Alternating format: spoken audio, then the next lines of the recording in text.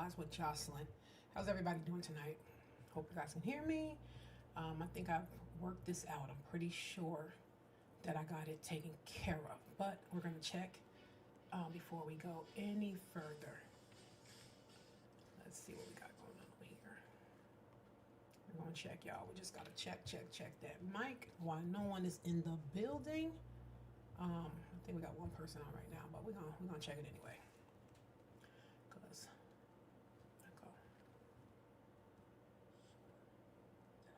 Oh, we're in here. So you guys, the reaction video for today is really, really deep. You know, the Bible tells us that judgment must begin in the house of God. And tonight, that's actually where this conversation starts. So welcome to Viral Vibes with Jocelyn. If you're watching on YouTube, Facebook, Kick, Twitch, Instagram, or X, I'm glad you're here. Tonight, we're reacting to Unlock Family Secrets, the preacher's secrets. And this is not a church bashing conversation. This is a truth-telling one. We're living in a time where modern day churches are breaking down, not because God has changed, but because accountability has. Too often, titles are protected more than people, and secrets are covered instead of corrected. So this is a trigger warning. Well, we'll be discussing betrayal, spiritual manipulation, religion, trauma. So if you ever love God but struggle with the church, if you've ever questioned leadership, but we're told to stay silent, this conversation is for you. So let's talk about it. Faith, truth, and accountability today on Viral Vibes with Jocelyn. So we got that out of the way. Okay, you guys. So before we go any further, let's do this. Fair use notice. Content on this channel may include copyrighted material used for commentary, criticism, news reporting, education, discussion. This use is permitted under Section 107 of the United States Copyright Act, which allows limited use of copyrighted material for transformative purposes. Viral Vibes with Jocelyn does not claim ownership of any third-party content shown in reaction or commentary videos. Everything on this channel is alleged and my own opinion. All rights remain with the respective owner. Our purpose is to add new value through analysis, opinions, reaction, and educational conversation in full alignment with the YouTube fair use guidelines.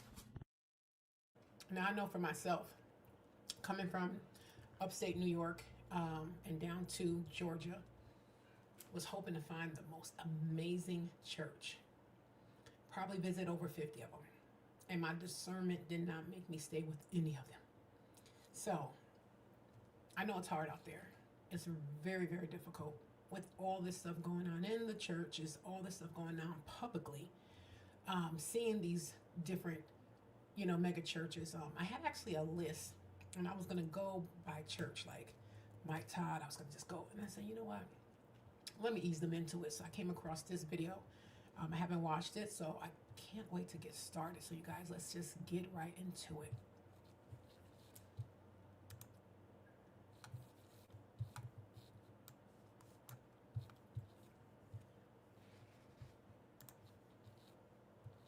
All right, you guys, let's go.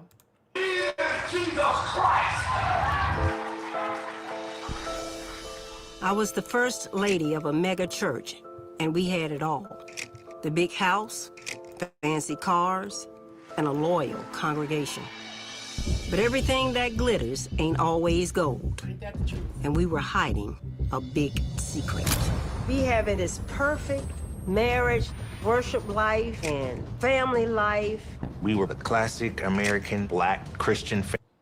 Now you see how the wife said, and we hide it and we hid it. So they knew. So they had all these sheep in their hands, and they were leading them to the slaughter. It's so sad, I just want to make sure, because I think this is going to be a good one. I don't want no mic interruptions, so I need to make sure periodically that you guys can hear me. Like I said,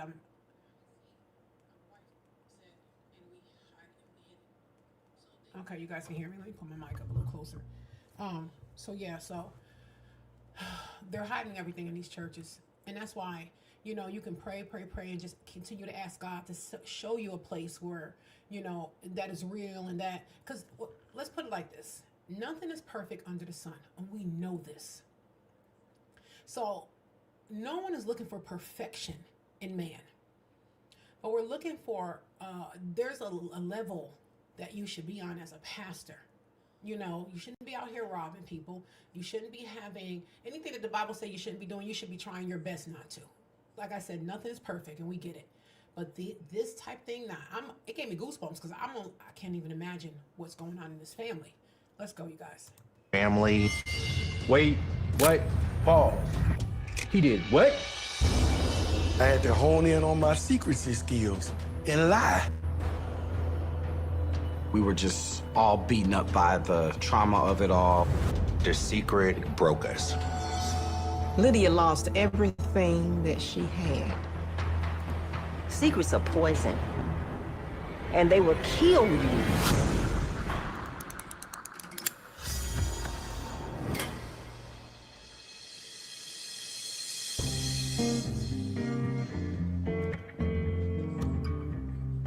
I just can't believe Mother has all these pictures of my family. I know. I'm Lydia Meredith, published author, pastor, luminary, activist. I'm mother of 3 magnificent sons. I have 6 grandchildren. And that's Dennis and I riding a motorcycle together. Oh, man. You all were And such a beautiful couple. When I think about my life, my faith has always been my driving force, and the church has always been my refuge. But it's also a place where I learned that deep secrets and keeping them is what's expected. I was born in 1952 in Macon, Georgia. That was when the civil rights movement was just beginning to start, but still Jim Crow. Let me ask you guys, am I the only one who wonders, why did Georgia become the capital of, well, really not Georgia, Atlanta. Where she said she was from? Did she say Macon? I didn't hear. I forgot that quick. All right, let's go. Crow was a reality. I had 5 older siblings and 4 younger. We didn't have a social life except for church. Wednesday was Bible study, Friday was singing, choir rehearsal, and Sunday was church. Don't forget the ushers, the usher board. When you're a junior usher, you got to get in there too. I spent my life in church. Every day of the week, I believe we were in church, maybe except for Fridays. Saturdays, cleaning the church. You know, because we had a family church, you know, and then you had to do daycare. Everybody in the family had their, you know, what they were responsible within our church. And I think that having my own home church and knowing the heart of my pastor, which was my uncle, and knowing the man that he was, and, you know, and knowing that he, you know, he wasn't into all of this mess, you know, it actually spoiled me. So I thought I was just going to run out there and just go find a church, but it wasn't like that. I was always so narrowly focused on being everything my dad wanted me to be, because that was my hero. My father didn't go any further than the 3rd grade. So he wanted all of his children to be very well educated. My mother was the disciplinarian. If you did something you weren't supposed to do, then, you know, you just expect a real beating. So I was like the perfect kid, because my goal was to make straight A's. And that's what's wrong with this world today. You heard what she said? You did something wrong. You expected a real, you know? And that's what they don't have today. These kids don't fear anything. They don't fear anything under the sun. They're disrespectful. They don't fear their parents. They don't fear God. There's no fear anymore. Because I know my mother, she laid it down. And not get a beating. So, we got beatings. Lydia was the smartest sister, ambitious. She got a scholarship to Vanderbilt. In '73, I had finished my engineering program. In 1975, I had earned my master's. Life was moving perfectly according to plan. I moved to Birmingham, Alabama to start a new job, and I had a serious boyfriend. And then he wrote me that Dear John letter explaining he wasn't ready to make a commitment. I was devastated. After I got that letter, that's when I heard an inner kind of spirit voice say, Dennis Meredith is gonna be your husband. Let me say this. I believe her, because I've been married twice. Like I said, I married very young. Was with my father and my children at 18. But my current husband, we're going on 15 years. God literally told me in the Publix parking lot in Conyers, Georgia, I will never forget. He said that this will be your forever husband. That's what he told me. So I believe that. You know, when you have an ear for God, you already know. Dennis was the youth pastor at Sardis Baptist Church, where I sang in the choir. I saw Lydia for the first time. It would be back in 1977. And I was attending Sardis Baptist Church. I had seen him, we had hung out. I was never interested in him. But every mother that had a single daughter was in his face because Dennis could dress. I've been there, girl. Lydia was not First Lady material. Lydia was very loud. She came to church oftentimes with raggedy jeans on, but she was pretty, you know, and she had some pretty legs. And I wasn't paying him no attention because I made more money than him. My mother had taught us to marry up, and I knew he wasn't making what I wanted him to make, but then the voice said, "You gonna marry Dennis." And you know what's crazy about that? It's like during that time, I was divorced within those years and had started to date, and it just wasn't for me. And I said, I'm not doing it no more. I'm done.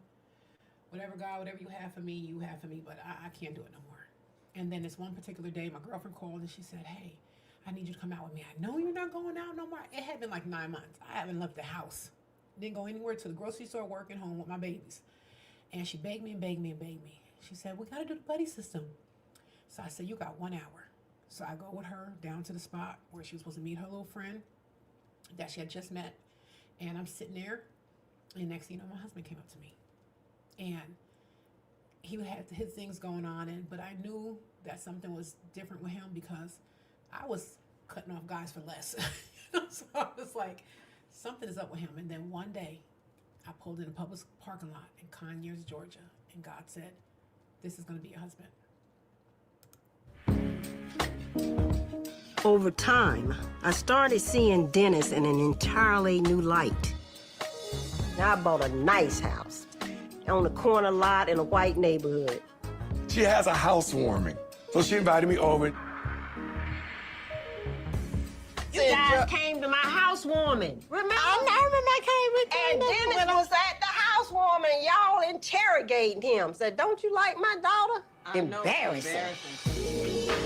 You guys, my dad did the same thing. My dad actually came here to visit, and we probably was seeing each other, not really even seeing each other, with no labels on it, because we didn't reconnect after we met for maybe like 6 to 8 months. So it was a while between the time when we met to the time where we started saying, okay, we're gonna go out. You know, both of us are not in relationships anymore. So one time my dad came here. My father fell in love with him, and my daddy don't like nobody for me. So he took my daddy out, took him all over the place, and we out to dinner. And my dad says after the dinner, so, you know, what you gonna do? You got a lot of nice things. You got a nice girlfriend over here. I'm like, no, daddy ain't selling me. I felt like I was on the chopping block. You know, she can cook, she can clean. I said, oh my God, my daddy must have really liked him. My daddy loved this man.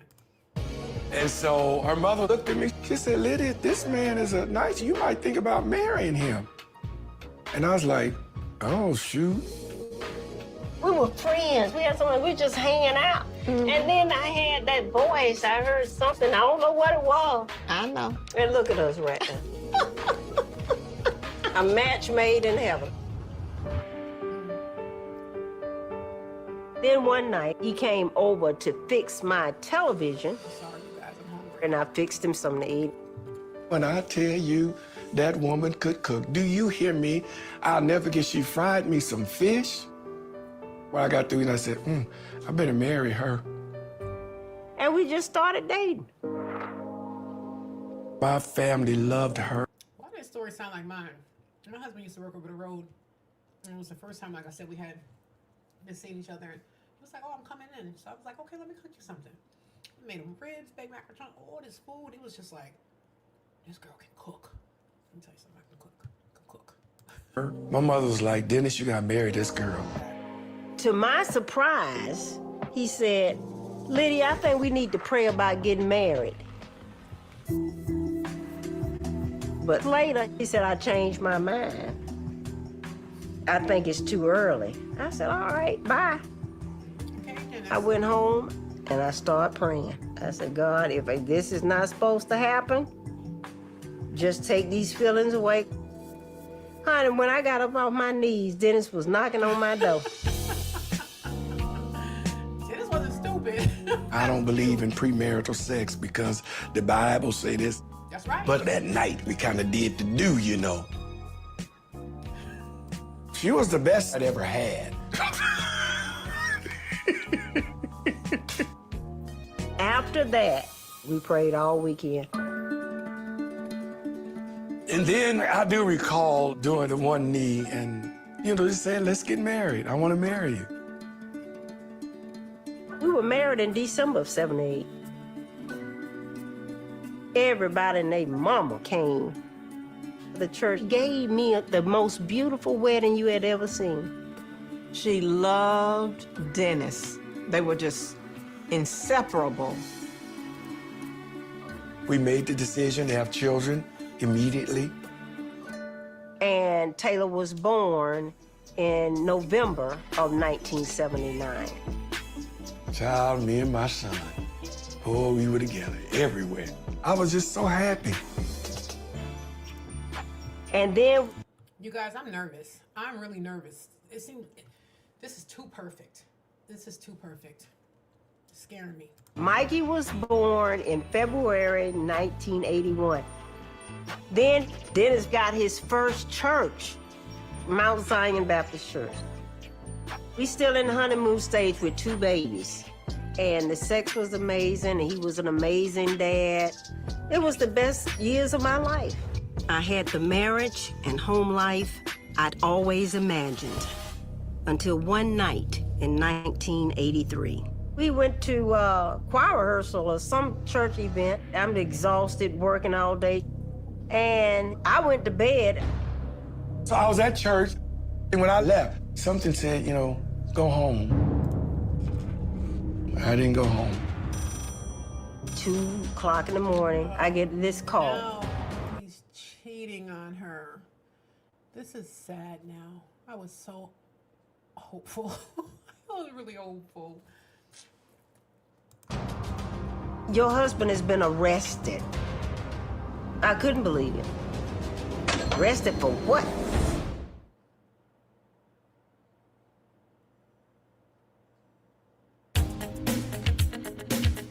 Dennis and I, we had this perfect marriage and family life, and out of the clear blue sky, I get a call about 2 o'clock in the morning that Dennis was arrested.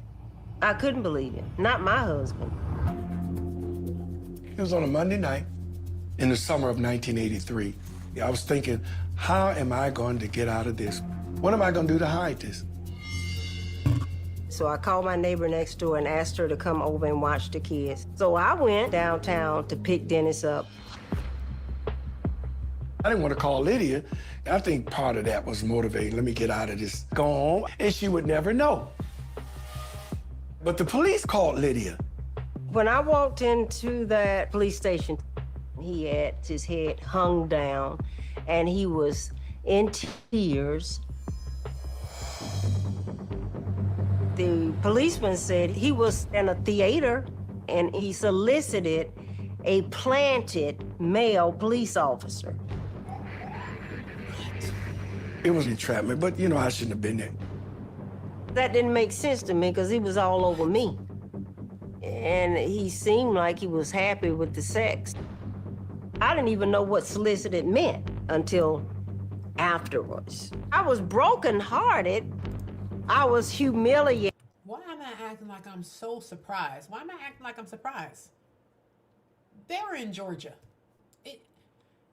Oh God, you don't want to put a stigma, a label on all pastors that are in. Why? Why couldn't it just been a woman? Why? And so I just shut it out.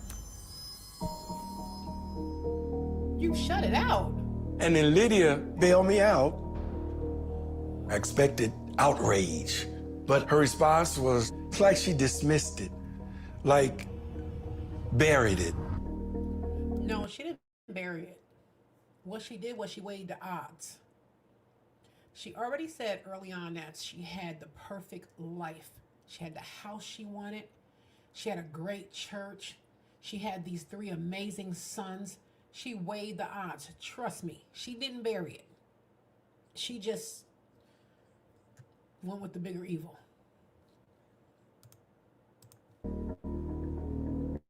He cries the entire ride from the police station to the house, and I was silent the entire time. And so I went to bed, and I had stopped speaking to him. My first thought was, Okay, chat. Your husband is a pastor, and he gets arrested because he solicited a male police officer. You have to bail him out. Would you bail him out, chat? Would you bail him out? I don't know, but maybe, because like she said, her life was perfect. So she weighed the odds. She said, I have this beautiful home. I have this beautiful life. I have this great church. I have 3 amazing sons. She didn't want to disrupt her life. So she put it to the back of her head. So sad. that I didn't want to lose my marriage or my children. That was always a forefront. And then he said he was sorry. Yeah, he's And sorry, I'd never right? do it again. He's sorry, right? And I believed him. So I was willing to say, hey, that's over now. I didn't want to ever confront this painful experience again. Because Dennis was pastor at Mount Zion Baptist Church. We didn't want it to get out that he was involved in a scandal. Had I gotten exposed, they probably would just, voted me out of the church. But she covered, she never said anything. Dennis continued to pastor at the church. But They continue to lead their flock. Oh my God, this is horrible. This is so much more horrible than people understand. Like, if you don't know what this whole thing of pastor in the realm of spirituality, you may say, but no, this is huge. He had a mega church, and these people were following him right to the pits of hell. It's crazy. soon he started telling me he wanted a change of scenery and a fresh start. He decided he wanted to go to seminary. So he put in applications for seminaries. He was a gifted preacher. And so he could go wherever he wanted to go. He was a gifted liar. I call that man preacher, please. But he decided he wanted to move to California, of all places. I said, oh my God, he wants to go across the country. I wanted to get the hell up out of there and go to California. In some respects, They wanted to leave Georgia and go to someplace worse. I think they call it Sin City. Is that Sin City or is that Vegas? I know one of them is Sin City, whatever. I was running from what had happened. After the move to California in late 1983, Dennis and I got our groove back. And while he was still in seminary, he got an offer to become a pastor at Mount Calvary Baptist Church in Oakland. I was going to work for Pacific Gas and Electric Company. Dennis was excited about rebuilding his ministry life there. After we got there, Lydia had Eddie. I was so thrilled. Then Dennis got a once-in-a-lifetime opportunity to go on a month-long missionary trip to Africa. He came back really excited about ministry, and he tells me about opportunities for him to go to different churches and preach. And he would travel with these pastors all over the place. Over the next several years, even though he was in and out, Dennis was a model pastor, an attentive husband, and a loving father. My parents were the perfect complement to each other. I saw a lot of love between the both of them, especially my mother towards my father. Of course. We were just tight-knit, extremely affectionate. There was never any tension. We had weathered the storm until one Saturday in 1991. I can only speak for myself, but family secrets, They run so deep. I sometimes I sit back and I think all the things that my grandmother used to say. You know, don't you mention this, or my cousin used to, because I was everybody's favorite. Go and ask grandma this, and then she hit me so hard I saw a bird. She's like, don't you ever say that to me again. I'm like, I just asked her. I said, why is everybody's names different when you said it's the only husband you had, but you got all these kids? So, you know, and it's so sad. It really, really is sad. She hit me so hard, I still hear birds. I'm not lying. She was on the phone, and when she got, I was waiting patiently. And I'm sitting there waiting. My cousins all coaxed me to go in there and say this. You know, everybody loves Shan. You know, I'm like, okay. Grandma, why A, B, and C last name is this, but elemental P, Q, R, S, they this? That lady hit me with the force of God. I'm telling you. I'm scared to say it now. I got PTSD. I remember one day I go out in the garage and I find a video. Oh, no. And it's a video of men having sex with men. And I am in shock. What is this? Where did this come from? Why is this in my house? Oh, bye. Lydia puts this video in my face. What is this? She's angry too. And so I said, it's a porn video. I like to look at porn. And she said, but you're a preacher. So I told her how I looked at porn all my life. Cognitively, there was a connection from when he behaved that way 8 years ago when he was arrested. Obviously, there was a connection, and I was upset. We argued all day, all night. And so we got up normal Sunday morning, went to church. You know, I'm non-confrontational, but something in me just said, tell the truth. That Monday morning, I called her on her job, and I said, Lydia, if you're willing and ready, I'm going to tell you everything. He's a coward. Why would he do that? And why would he even mention it to her at work? Why did he wait for her to come home? Why would you do that? People are so stupid.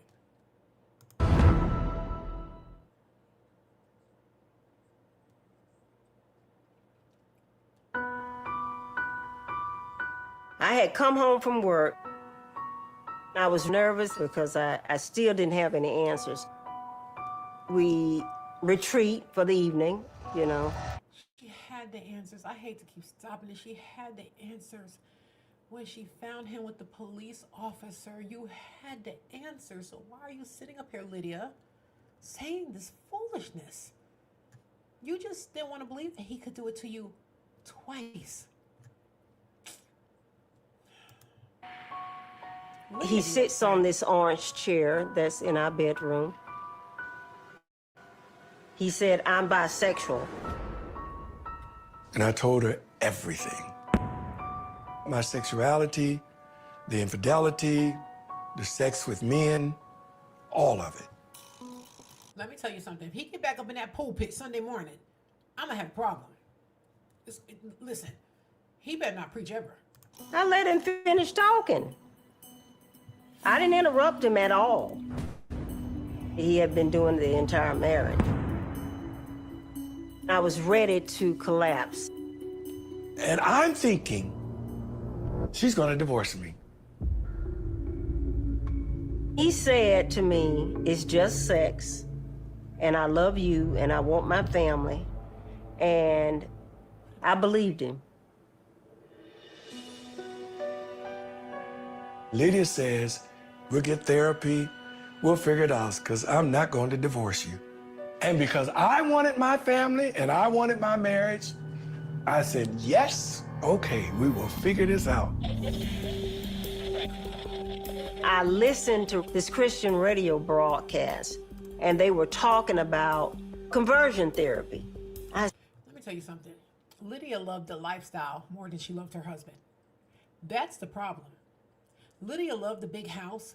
Lydia loved the fact that her husband was someone in the community. Lydia loved what she was getting in the world. She wasn't thinking about God. She wasn't thinking about her husband. She wasn't thinking about her son. She was thinking about herself. I said, oh my God, I can't believe I'm hearing this. You knew it. And I told Dennis about it. Oh, Lydia. And we researched this organization called Mayor Merthin Meyer Clinic in Los Angeles. I heard about such a place like this, and they were actually sleeping with the boys. I did hear about something like this. They were sending, like, it was so many boys there, and they had the counselors. They get on this boat and they go across to this island. Excuse me. They don't have no contact with the outside, and while they were there, they were being molested. So he wants to go there. I promise you. There's a Diddy party over there. After a week in the clinic, they come to me and say, well, since you have such a high sex drive, we want to give you something that's going to curb that. Take away, that desire. I'm like, what the hell is this? I called Lydia. I said, just forget it, because, we enjoy our sex, so just come home, Dennis. They gave me a list of therapists when I checked out. So we picked a therapist who was not in our area. And so she diagnosed me as a workaholic, and she called him a sex addict. We agreed to do the work for the sake of our marriage and our family. So I focused on my work-life balance. And Dennis promised to stop having sex outside of our relationship. I tried to be better as a wife and as a mother. Every week we would go out, just the two of us, and have quality time together. But Dennis would tell the therapist I didn't give him enough sex. And I said, oh my God, how much sex does he want? The therapist tells us, do not judge his addiction, because addiction is addiction is addiction. We go to her for about a year. Let me tell you something. That's not true. I'd rather have my husband addicted to Tootsie Rolls. What the hell? What the heck is addiction is addiction? What kind of foolishness is that? I think he's making this stuff up. This cannot be real. He didn't go to a therapist that he had to pay for. Couldn't have. It was at that point that I said to myself, I'm a bisexual man, and the hell with all of this trying to get rid of it. And so I knew I violated her trust. What's interesting is people demonize the cheater, and they think you don't feel. But that's not true.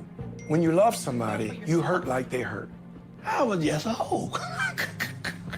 I just continued to do what I was, but I didn't say anything to Lydia because she thought that I had changed. He hid it. It was nothing in me that made me think that he wanted anything different than to be with me and save his family. I didn't see anything else except a faithful husband and a great father. I believed in our marriage, and I believed that he could stay faithful. So I was determined to make sure our skeletons remained hidden and that everything appeared to be normal.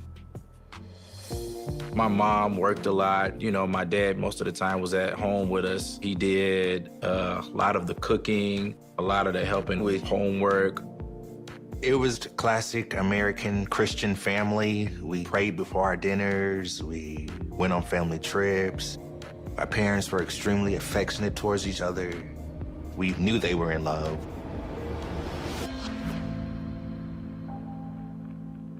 I didn't know at the time, but rumors started to spread throughout our church family like a wildfire. One Sunday, this girl comes up to me and says, your husband is a hypocrite. I saw him with such and such and such, and he was clearly effeminate. I said, well, I promise you he's not a hypocrite. And I didn't entertain that any further. And I remember this one lady came up to me, and she said, they say, you homosexual? We ain't never had no homosexuals in this church until you got here. Everybody knows the musician, the chairman of the trustee board, the president of the choir, they were gay. But I just kind of shrugged her off. I said, oh, well, I didn't know nobody was gay in this church. And I walked away. For me, it was solving the problem. My focus, my vision always goes to how to fix it, how to make it work, how to succeed, how to win, how to get what I want. That's the way I am. We shut down all the talk immediately. And I'm gonna make right here and right now work for us and going forward. I don't care what you tell me, you're not gonna sit here and talk about my husband.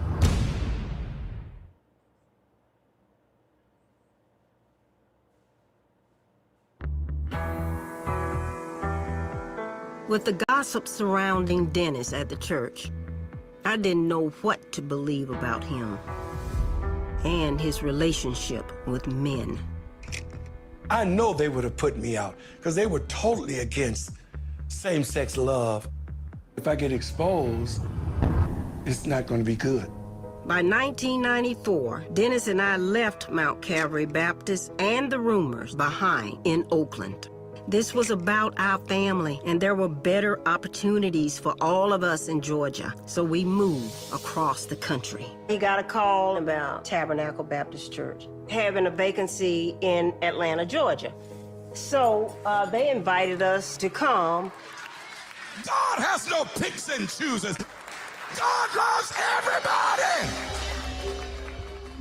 And that was the first time I worked with my husband.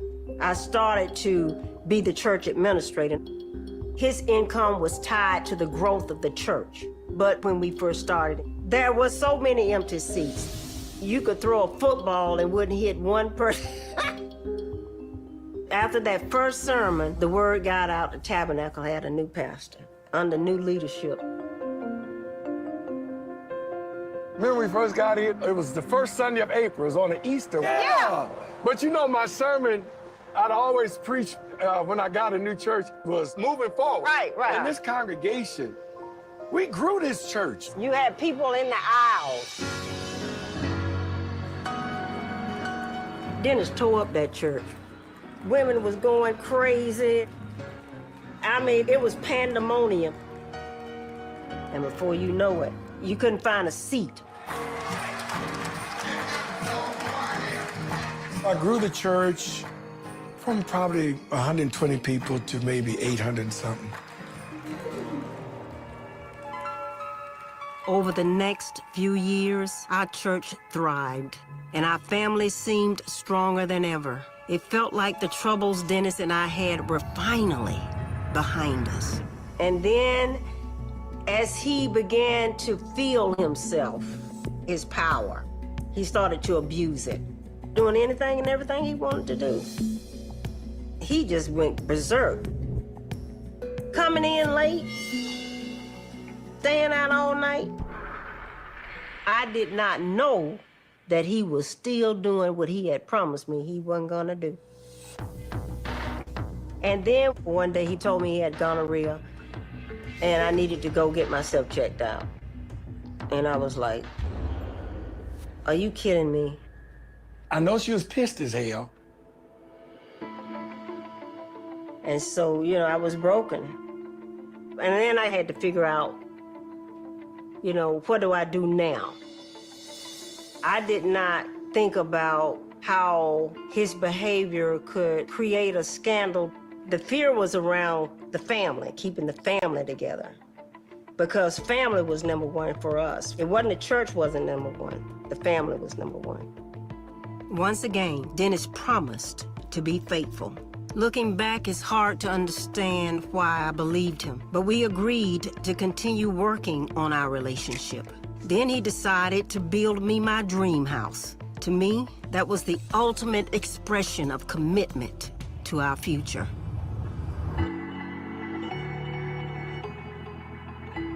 It took about 2 or 3 years to do that, and that absorbed my disappointment, my attention, and all of that. The home was completed in 1998. It was a 7-bedroom house, 5 bathrooms. I mean, we were making good money, big home, Mercedes cars. It was the life. Our parents would take us on a family trip every year, whether it was to the beach or to the cabins, or to go skiing. But yeah, like we were really, really close. At the time, I just don't remember my parents doing a lot of going back and forth in front of us as children or being privy to, you know, marital issues. Even though there was harmony, I was consumed by the idea that someone would learn Dennis's past and blow up our lives. Then I found out we weren't the only ones in the family keeping a secret. Mikey comes home from school. He's in freshman at Shorter College. It was on his birthday. Mikey comes in the kitchen. He says, "Something I want to tell, you and Mom." And he tells us that he was gay. And I was just shocked. It was in 2000. I was 19 when I came out the closet to my parents. I knew he was different from when he was born, but when he announced he was gay, I was devastated.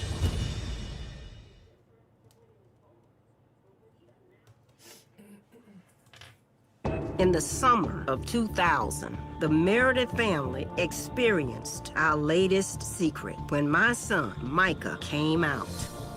He just announced it and walked out. Didn't give us time to discuss it or anything. I said, no big deal to me. In my mind, I thought, you don't have to be like me. Don't be like me. Follow your conviction of being gay and just be. But Lydia was not open to it. I was afraid because I was over the HIV ministry at the church. And I had seen men dying. I had seen boys dying. And I knew that he was at risk. I didn't even think about Dennis and HIV. And that's the strangest thing. I never thought that I could get HIV, but I thought about my baby and HIV. I hadn't been out of the closet a year, and then I contracted it. I was 20. I was in Florida, and Dennis calls me, and he tells me that Mike is HIV positive. I took the next plane back to Atlanta, and I was there within a couple of hours. And his dad is crying, and I was just shocked. As children or being privy to, you know, marital issues. Even though there was harmony, I was consumed by the idea that someone would learn Dennis's past and blow up our lives. Then I found out we weren't the only ones in the family keeping a secret. Mikey comes home from school. He's in freshman at Shorter College. It was on his birthday. Mikey comes in the kitchen. He says, "Something I want to tell, you and Mom." And he tells us that he was gay. And I was just shocked. It was in 2000. I was 19 when I came out the closet to my parents. I knew he was different from when he was born, but when he announced he was gay, I was devastated.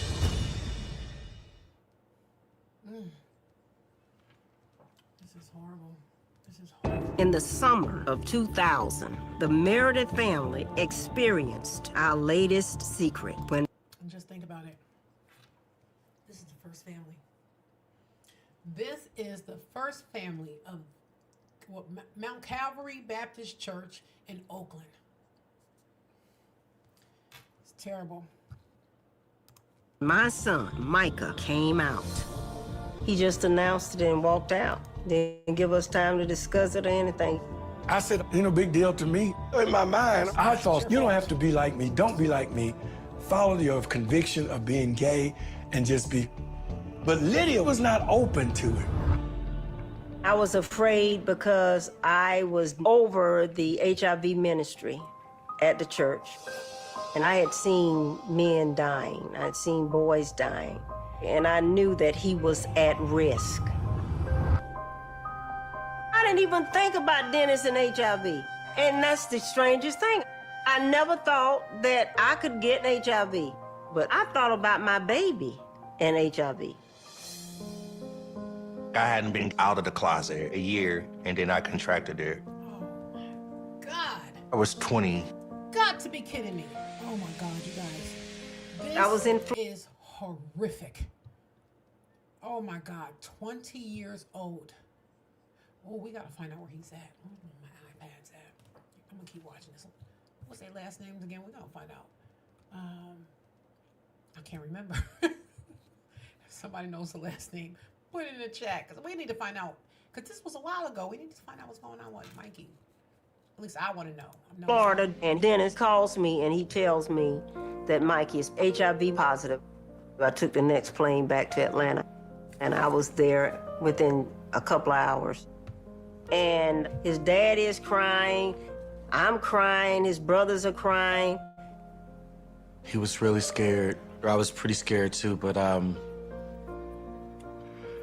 just felt like in that moment I could tell my brother, we're gonna find a way for this to be okay. That was one of the most horrific points in my life. But I believe God was gonna save my son. You know, my mom was like, you're gonna live, you're gonna be okay. Even though that we had medicines and stuff like that, at that point, I still was thinking, you know, I'm gonna die. It took me about 4 years to where I wanted to live and to where I felt like I can have a good life. It was a moment of reckoning. My son was living his truth. But for nearly 20 years, Dennis and I had been hiding ours. And now, our kids were having to face the gossip about his double life. The image of our perfect family was cracking. I started to hear things about my father being promiscuous. You hear people, they say things like, yeah, your daddy was in the park. I was like, what? What's the park? They be in that bathroom, they be in them bushes. And I'm like, my dad would never go in a park and behind bushes and, you know, stuff like that. So I was shocked about that. One Sunday, Dennis preached a horrible sermon, and I was sitting next to his mother, and his mother said, now you just look around, whoever he's is right in front of you. The rumor was that Dennis was seeing LeVar, the man he'd begged me to hire as a teacher in the child care center I had been running for a decade. And I called Dennis, and I asked Dennis, was this true? He didn't deny it. He did admit it was true. And I said, how could you do this to me? And she's very angry because how dare me bring my lover into that school, and that was wrong. That shouldn't have happened. He had been bringing LeVar in front of my face all of this time, family meals, the church, my house. And he was sleeping with him. I said, I feel like you have hit me with a truck and you just keep running over me with the truck. I was 27 years old when I met Dennis. He was... Let me tell y'all something. Let me tell you something. Lydia, I don't want to judge her, but Lydia was all about the material things, you guys. She did not care. Did you hear what she said? Hold on. Let's go back. Let's run that back. My father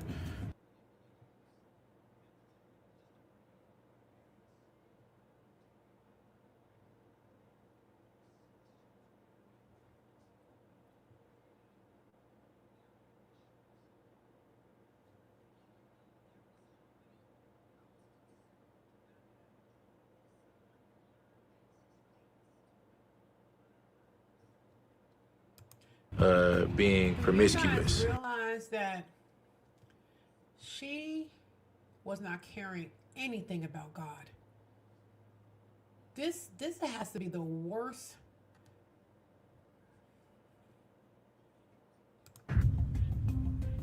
You hear people, they say things like, yeah, your daddy was in the park. I was like, what? What's the park? They be in that bathroom, they be in them bushes. And I'm like, my dad would never go in a park and behind bushes and, you know, stuff like that. So I was shocked about that.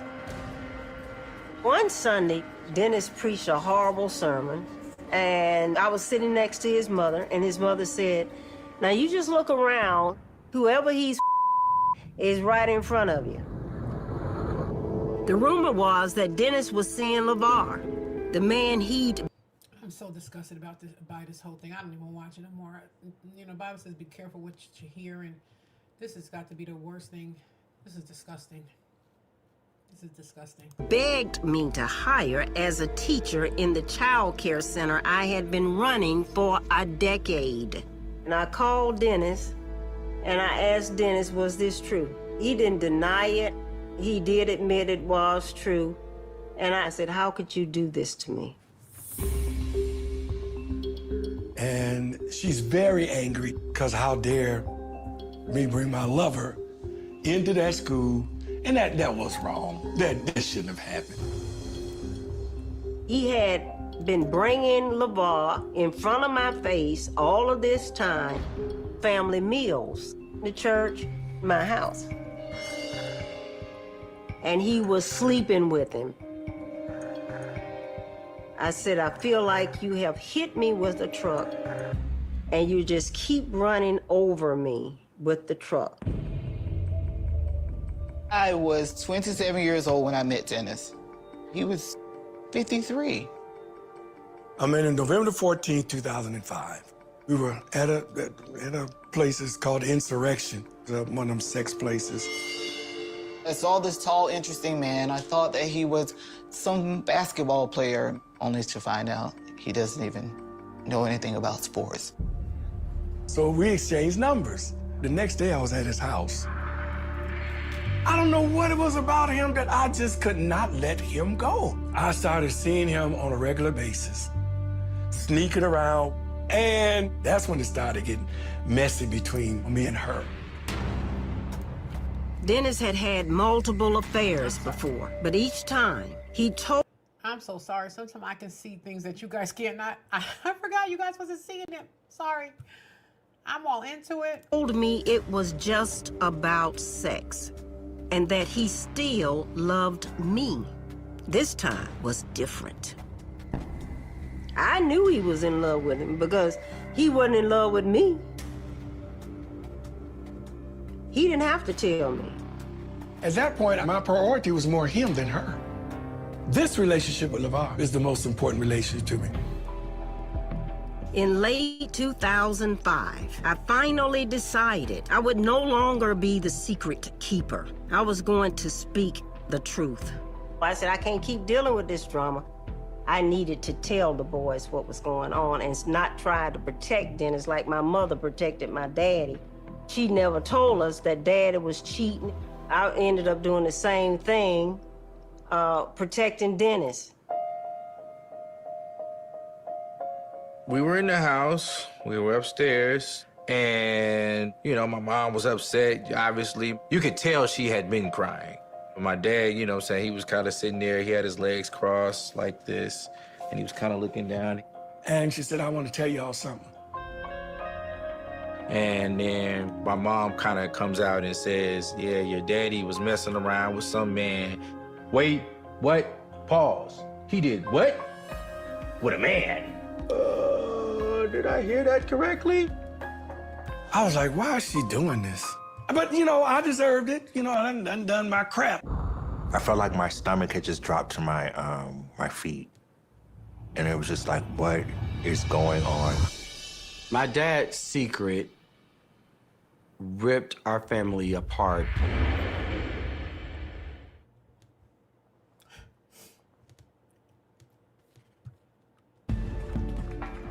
In front of the congregation, family, and friends, me and Lydia looked like the perfect couple. He didn't announce anything to the church when we were separated. I met LeVar November 2005. I asked him for us to be. I'm warning everybody. If you sleep with anyone in Atlanta, you playing Russian roulette with your life. I don't care who it is, what it is, just do not do it. And if someone is willing to sleep with you unprotected, just know they don't value their own life. And you run in the opposite direction. That could be a test. Exclusive in January, LeVar presents this life for me that is so comforting. And so at that point, he moved into our condo. And we're actually living together. You know, my dad literally moving on with somebody else, it forced a change. So let me ask you, they learn, they're pastors. He went to cemetery school, I think it's called. And he knows the word. He gets up there like, where do you put that information? Do you just say God's not real? Or do you, how do you justify this? I don't understand it. Like, you're picking the world over what we know, us, the believers, the true believers, what is real, in the eyes of spirituality. I don't understand this. I'm sorry. I just don't get it. Changed. We were just all beaten up by the trauma of it all and the drama of it all. It felt like he was choosing that new family over the family that had been ride or die all these years. And LeVar, I had all the hate in the world for him. And it was just like, dude, there's no way you'll be accepted, like, by any of us, man. And so it was 2007 when I filed for divorce. I was dumbfounded. I couldn't believe it. They were just the perfect family. And the next thing I knew, she said, I can't take anymore. It's over. She went into that marriage so innocently, and it just tore her up. Lydia lost everything that she had. Later, I found out that they stayed together to keep the family together. You know what I'm saying? But I don't want you to stay in a marriage, where you're getting cheated on. You should have left my father when it first happened. The secret of my dad's sexuality, the secret of his infidelity, his double life, it broke us. And I saw how she was hurting. I saw my mom literally deteriorate. She became like this big because emotionally she was just ripped to pieces. I was empty, I was broken, I was fractured. You guys, ladies, I don't know how many years this went on, but the son didn't come out until he was 20, so we know it went on 20 years. How is Lydia more broken today than when she was 20 years ago when she first found out? Lydia don't make no sense to me. Lydia, I'm sorry, I'm trying to have empathy for you. I don't understand you. I don't understand. Like I said, she was more in the world. She was what we call religious. She got up, she went to church, like she said. She went to prayer, Bible, choir rehearsal. She was just going on autopilot, but she wasn't spiritual at all. It meant nothing to her. Every word, every song, every scripture, excuse me, meant nothing to Lydia. Lydia just wanted to maintain her status in the world. She didn't care anything about God. Lydia, Lydia, you're stupid. I'm not judging Lydia. Lydia, you're an idiot. Sure, I was stampeded. Everything on this channel is my opinion. This is my channel. And it's allegedly. Well, we know this is not allegedly, but it's my opinion. I can say what I want and do what I want. That's right. I was crushed. I was alone. I can't hear Lydia. I was in therapy at that time. I started going to seminary to try to make some sense out of my life. I said, this is just too crazy. This is just something I didn't anticipate. My marriage has ended. I just got to come to some kind of reckoning of what's happening in my life. One Sunday, I decided I'm gonna tell the church who I'm with. Y'all been asking questions, am I dating somebody? Yes. I'm dating LeVar Burkett. Stand up, LeVar. And I stood up, and that's when everybody could put a face and name together. I'm like, what the are you doing? It was a crazy, crazy moment. Some of the people in the church already knew who he was and what he was doing. You know what I'm saying? So like, okay, Pastor, congratulations, you came out. But then there were people that just got up and like walked out. And when I saw people walking out, I was like, he's ruining, As they you know, should. what we built here. But by now, the congregation is 85% gay.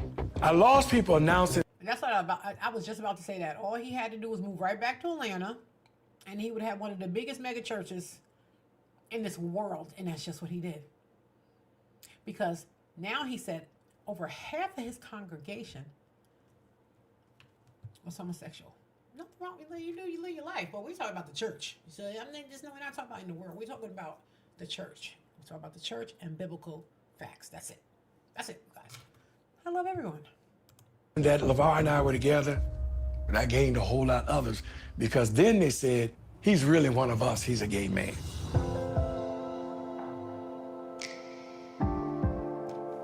It took many, many more years of therapy to unravel the decades of secrets that tore my family apart. But through it all, I learned how to heal and be true to myself. I had to start over with a love life, start over with a church life. I was alone. And that space of isolation is when I became the gay preacher's wife. I had so much shame. I had so much anger and contempt, and I knew what I needed to heal. And that was to forgive Dennis. If I could reach that mark of forgiveness, I would be free. I knew if I didn't forgive Dennis, that my family would always be fractured. So I did the work to forgive. Okay, here we go. Now I want you to follow me in and bring these two dishes. All right. Here we go! Ooh, look at that.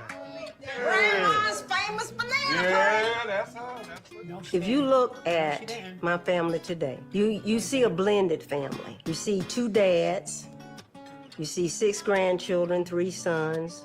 You see a gay son, 2 straight sons. You see nothing but love, compassion, and happiness, and acceptance. But it took work, I promise you. The only person in the entire world that could have done this was her.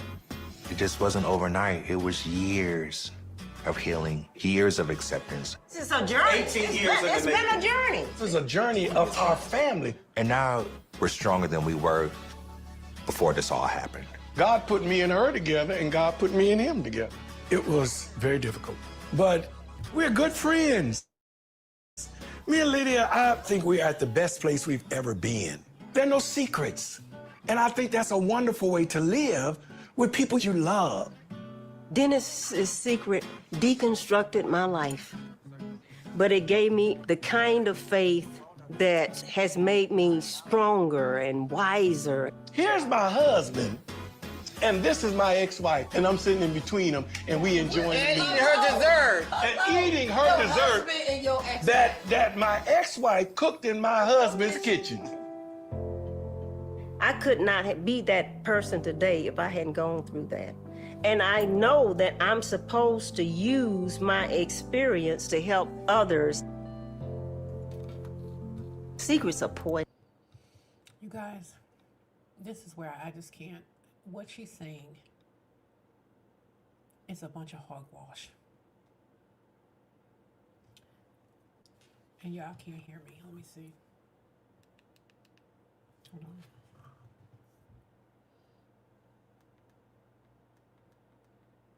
Okay, y'all can hear me. It's a bunch of hogwash. She wasn't supposed to accept it. She was supposed to stand in her belief. She was supposed to stand in the word 20 years ago when she first found him doing what he was doing. It's really pissing me off. Like I said, no one's perfect, but because you decided to be the first lady of a church, you're held at a higher standard. That's all I'm saying.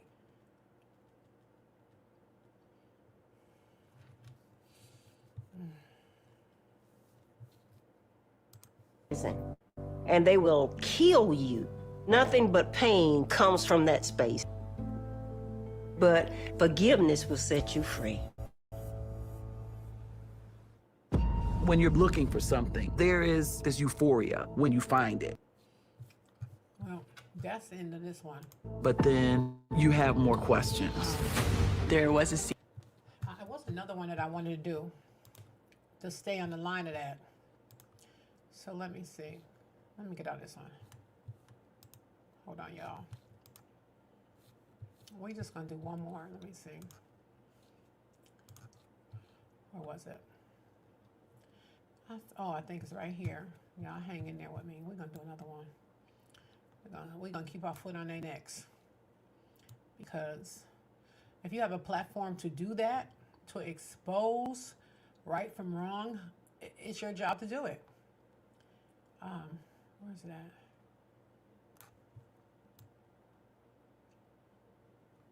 Hold on, y'all. I did find it earlier. Where's that?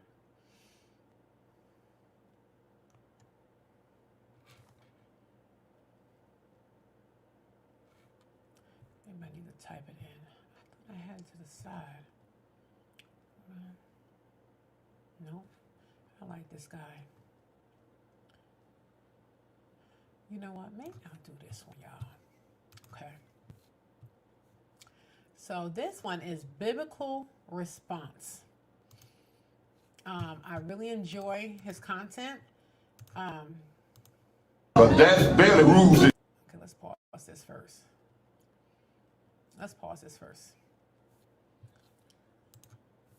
Yeah. I got the last word. You still love me, don't you? Because I'm a good father. Let's pause this.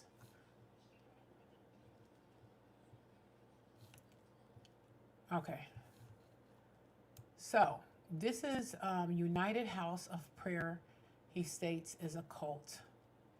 I thought he was going to have more information that we could read.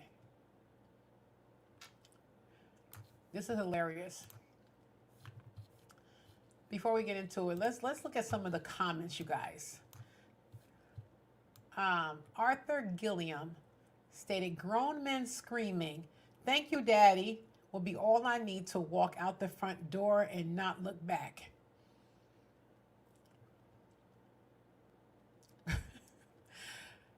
Okay, it also says Montana, so many people's self-esteem is so low until they will follow anybody and anything. If you stand for nothing, what is that? What's the saying?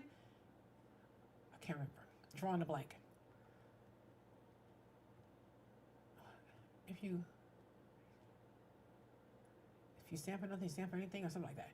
Okay, we have at C30 Fold. This is extremely disturbing, extremely the real voodoo babe. Thanks for telling me the story and using my video to inform people about the church. Oh, this is her video. Okay, let me see.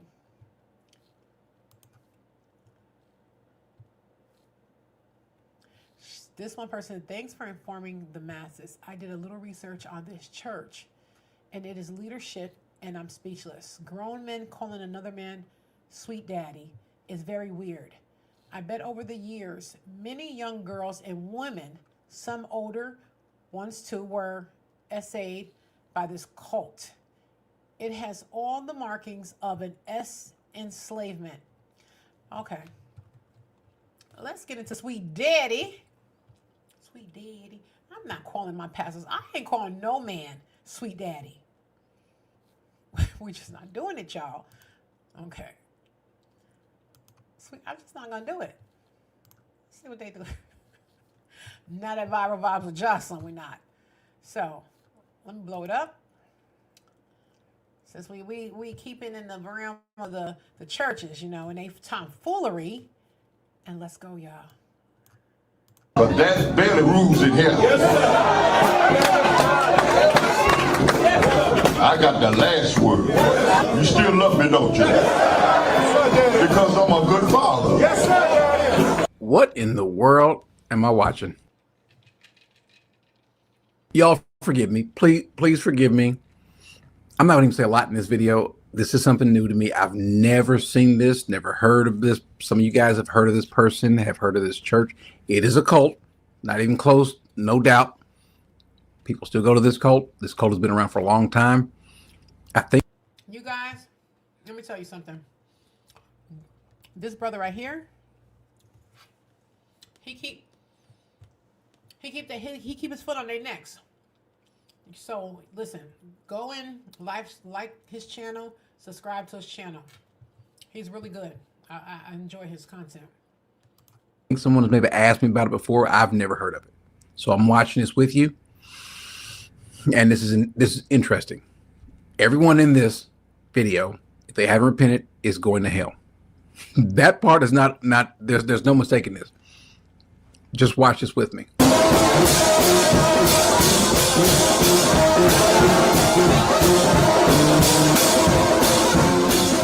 Join the house of prayer. Come now. Put your name in the Lord's house, the place of his choice, where he said, mine house shall be called house of prayer for all people. Now, when I first saw this, I don't know if someone sent this to me, just came across, I have no idea. But when I saw it, I was intrigued. I said, man, that guy is a pretty large and relaxed preacher. Didn't know anything about him. He's just doing everything from sitting down, and I can see why he's a big guy. But apparently his name is Sweet Daddy. I mean, I ain't no social agency. You got to think of Sweet Daddy's image. No, not that Sweet Daddy. Apparently he's Sweet Daddy, and he comes from a line of Sweet Daddies. Watch the video and be not traumatized, but yeah, let's just, you can be concerned with me. Come now, of your own free will. Who knows if this opportunity will be afforded you again before you have to meet the Lord. Come now. Now, after a while, you'll start thinking something's wrong. Something's wrong with this picture here. They have a kind of a New Orleans, kind of a Mardi Gras sort of sound.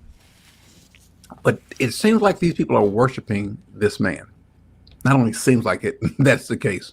Stay out of confusion. Stay out of fussing and arguing. Be peacemakers. My children are supposed to be peacemakers. Did he say my children? That's what he said, my children. And you're going to find out they call him daddy. If there is a difference of opinion, go to someone that is in authority and work it out. But no arguing and fussing, because that's evil. Yes, sir. That's confusion. God said, I'm not the God of confusion. I'm the God of peace. Is that all right? So let me ask you guys this. If you can't be peaceable, stay home. I can't use no hellraiser. Come on, Sweet Daddy. You got to stop talking. I'm trying to talk, Sweet Daddy. It's not your forum. Sweet Daddy's mine. So just stop talking.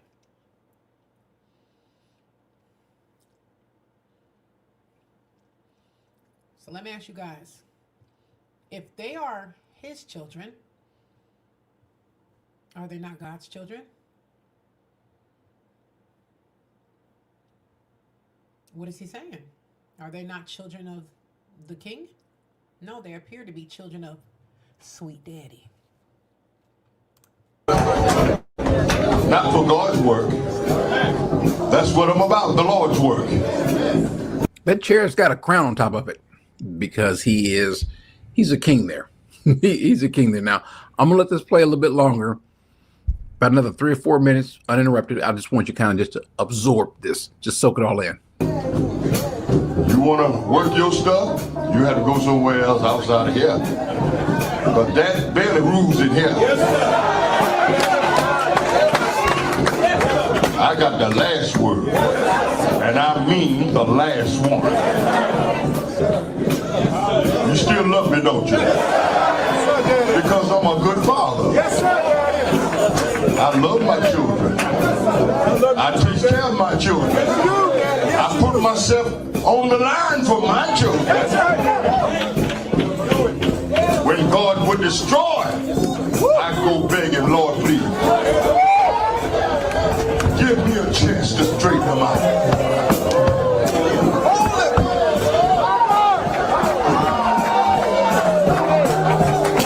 And He allows me to do what I do. Thank you, Daddy. Thank you, Daddy.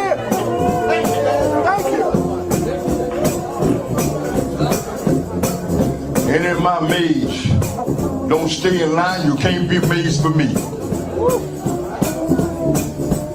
When Dad leave the mountain at night, this is not a pathway going from one side to the other. You go around. And if someone stops and say, don't do that, that's disrespectful to Dad. Don't you say a word. Just and go around like anybody else. Unless you're cleaning. You see, the scripture says, Romans 8:16-17 in King James Version, the Spirit itself beareth witness with our spirit that we are the children of God. The fact that this man is sitting on his throne saying that you all are my children, and they all now running out like there's a fire in this church. Listen.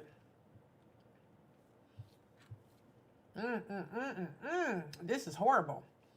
Let me tell you something. I can go on for days with scripture. Galatians 3:26, for ye are all the children of God, not the children of sweet daddy. You hear what they're yelling in the background? They're yelling, oh, great sweet daddy. This is a cult. They're praising sweet daddy. Why would you be praising an egg with legs? If you just want to cross from one side to the other, you don't cross here. This is not your path. Y'all understand? Maids can't do what I say. Turn your apron in. Go out there and sit out there with the folks and get straightened out. And anybody that support them, I'll tell you the same thing. Go sit down back in the back somewhere. Because Daddy Bailey can hold the line. Y'all hear me? And I don't cover nobody. My job is to keep you straight so God can smile. If I let the devil have an upper hand, he'll destroy all of you. I don't give him no room.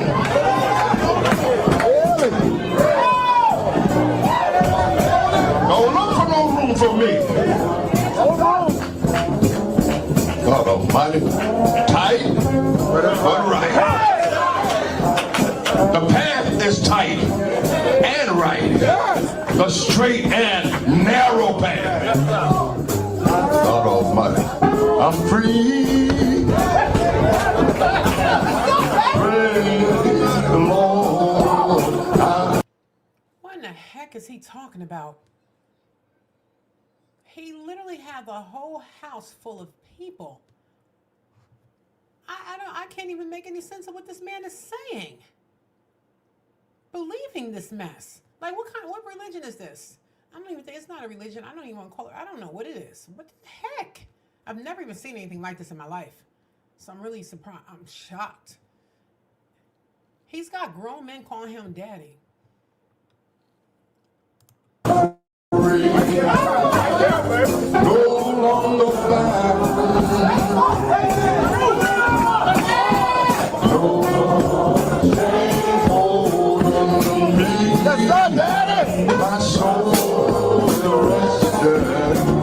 Yep, you heard them call him daddy also. So he calls himself, that's his children. They call him daddy. This is the United House of Prayer.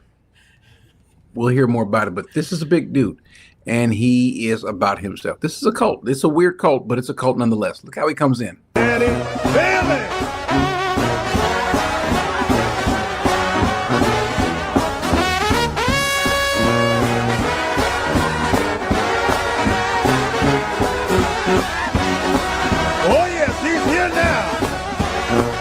one that we've been waiting for. Precious, precious Daddy Bailey.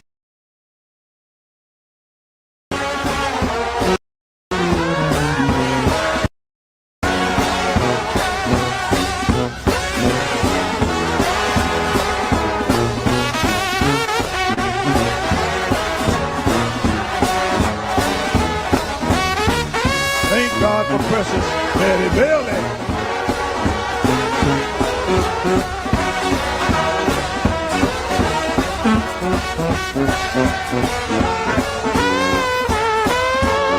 Oh, put your hands together.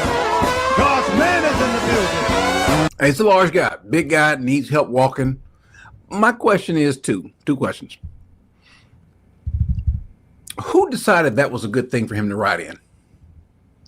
And the other question is, though, who decided? Did he decide it? Did one of the sweet daddies decide, or is that just for him? Who thought that was a good idea?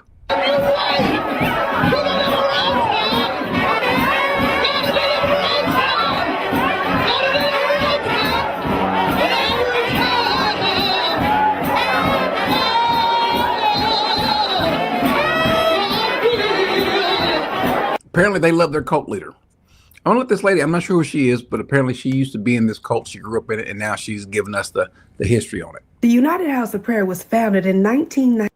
Literally, you guys, I have never in my life seen anything like this. This is insane. 19 by none other than a Cape Verdean immigrant by the name of Marcelino. This young lady is about to explain to us exactly what's going on. Manuel de Grasa, also known as Sweet Daddy Grace. Now, Sweet Daddy was quite the character that was well known for his long hair, long painted fingernails, long Cadillacs, and his mass baptisms that he often performed with fire hoses and charged $1 a head. So Sweet Daddy ran the congregation for 40 years until he made his transition in 1960. Enter Sweet Daddy McCullough.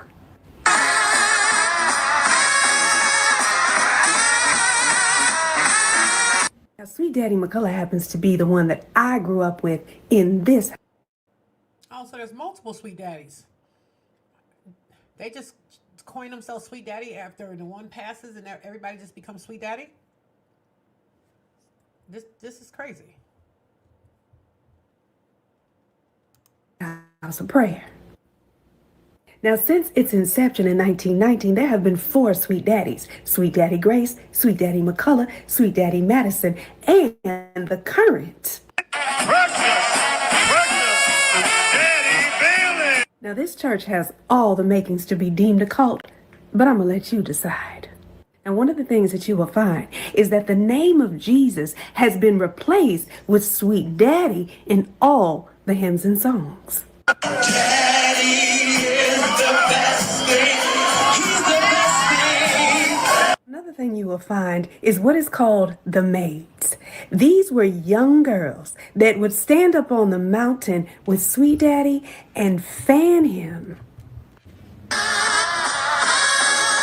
That's crazy, because I thought I heard him saying, if you don't want to be a maid, take off your apron. He did say that. Take off your apron. This is crazy. Another practice is the passing of the money. Now, this is where people would hold up dollar bills, $20 bills, and Sweet Daddy would come around, pluck the money from their hands, and they would catch the Holy Ghost. Because we all know nothing incites the Holy Ghost like a fresh $50 bill. Now, Bailey doesn't get around too well anymore, so this is how they pass the money now. And there's so much more to tell. And again, I'm sorry. Some of you guys may have heard about this cult. I've never heard about them. This is new. It's fascinating to see a cult like this. Now, apparently, though, once he died, he passed away. Don't know what of. He was a large guy. Might have been some health issues. This is a big guy. But apparently they have other, like she said, they're different Sweet Daddies. And so here's the new Sweet Daddy. Well, I guess a couple years back, about 2 years ago.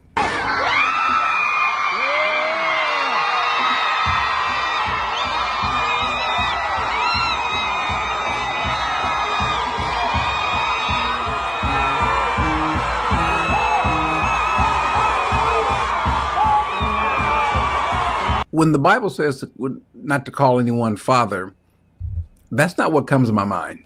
It does now. It does now. I don't really have much to say.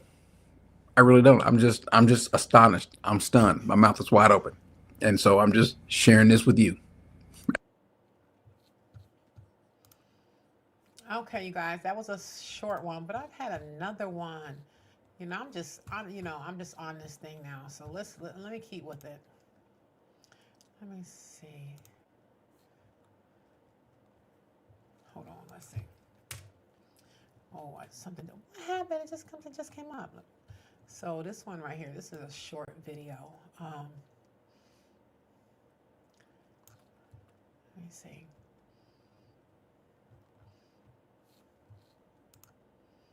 So we're gonna take a peek at this one. My internet's slow. We're supposed to be getting another storm. Supposed to be coming through here again tonight. So, okay, hold on, y'all.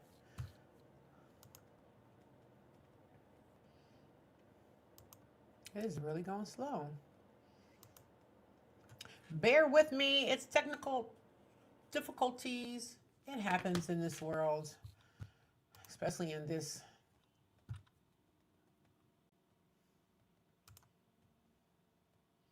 We just have to have patience for one another, you guys. Oh, sorry. Thank you guys again for coming on. And if you guys came in for 1 second, 2 seconds, I truly appreciate you guys.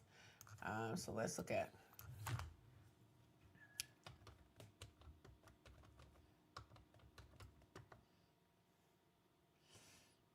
Let's see what we get here. I'm hungry, you guys. Somebody want to DoorDash me a pizza with extra cheese, extra pepperoni, extra cheese, sausage, and mushrooms.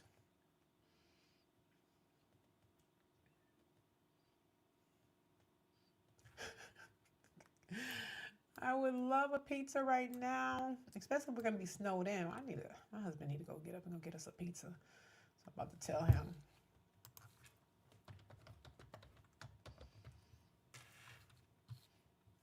Okay, here we go. We're just gonna watch some shorts right now. That's what we're gonna do, you guys. So let's get into it. I'm just over here wondering, just thinking in my head.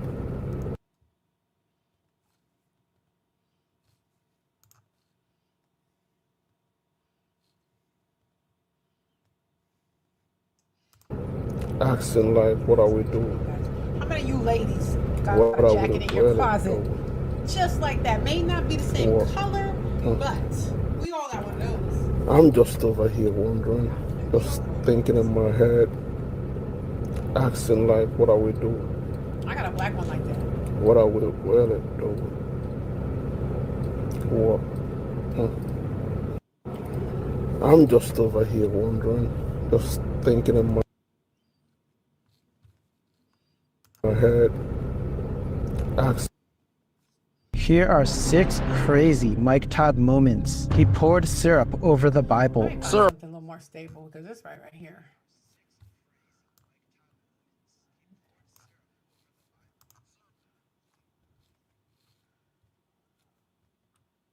Let me see. Oh yeah, let's do this one. This is gonna be my last one for the night, you guys.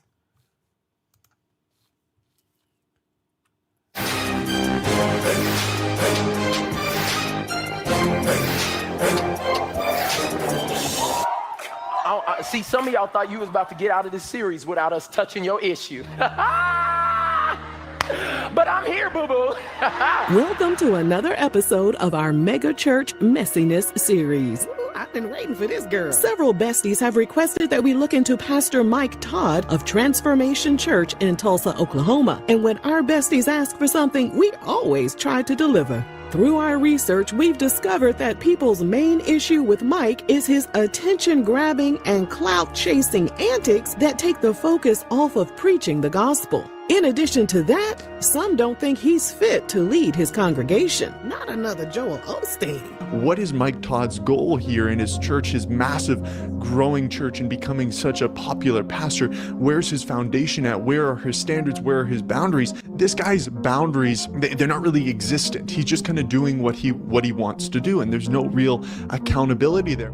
Today, we'll be digging deep into his most controversial moments that have rubbed people the wrong way. Oh, this gonna be messy, ain't it? I can't wait. For those of you who think we're completely out of line for our mega church content, kiss my ass if you don't like our content. Please get to stepping, cause we don't give a damn. Kiss my ass. That's a good one. Kiss my. But for the rest of y'all, sit back, relax, and bust open a bag of your favorite goodies from rrgsnacks.com, our online concession stand that has an assortment of brisket and bacon jerky, butter toffee peanuts, and gummy sour peach rings. Have y'all put them gummy sour peach rings in your margarita yet? I ain't playing. Y'all try that. Yes, girl. All that tequila gets sopped up in them sour peach rings. Y'all need to try it. Now, you know we love us a little backstory, and this one starts in 1977 when the late Bishop Carlton Pearson launched his own ministry called Higher Dimensions. In 1981, along with Pastor Gary McIntosh, whom he had met while attending Oral Roberts University, they started Higher Dimensions Evangelistic Center. Pastors Tommy and Brenda Todd moved to Oklahoma that same year to work with Bishop Pearson. All right, the gang all together. On November 16, 1986, Tommy and Brenda welcomed their son, Mike Todd. A damn Scorpio, sis, I know it. Shh. Listen to the rest of the story, girl. Don't start with me today. Do not start with me today, okay? Although his parents were pastors, Mike was more drawn to doing hood rat things with his friends. It's always them preacher's kids, ain't it? Always the PKs. He was wilding out as a teenager and put himself in various situations that caused his life to fall into a very dark place. He even got arrested for unknown reasons. Unknown reasons? Or y'all just don't want to say? Don't nobody just get arrested for unknown reasons. They got a reason. They got a reason for putting him in handcuffs now. What is it? Why y'all think it's always the PK kids in the church? I think it's because they're expected to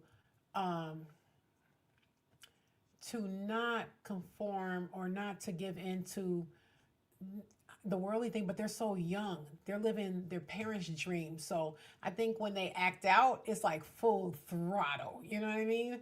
Like they're going to jail, they're on drugs. They're just like, sad. McIntoshes decided to leave Bishop Pearson and the Todds at Higher Dimensions to start Greenwood Christian Center sometime around 1999 in South Tulsa, Oklahoma.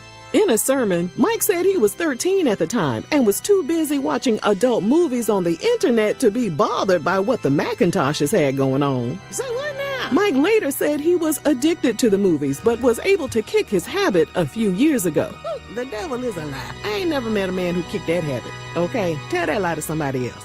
As a child, Mike had an interest in music, so he helped the McIntoshes out by being the sound man for Greenwood Christian Center and other churches. On the side, he also worked as a musician and a music producer. Around that same time, Mike's parents started their own church.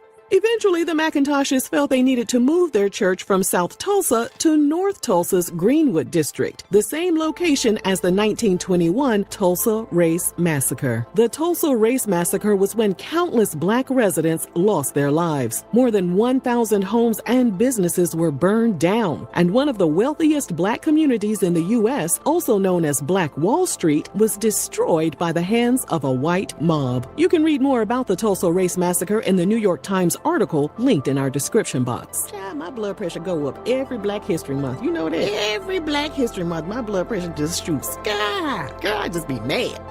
Because a white man was trying to set up his church in a historically black district, a lot of people were ticked off. They felt like the last thing they needed was a white savior to save the black community.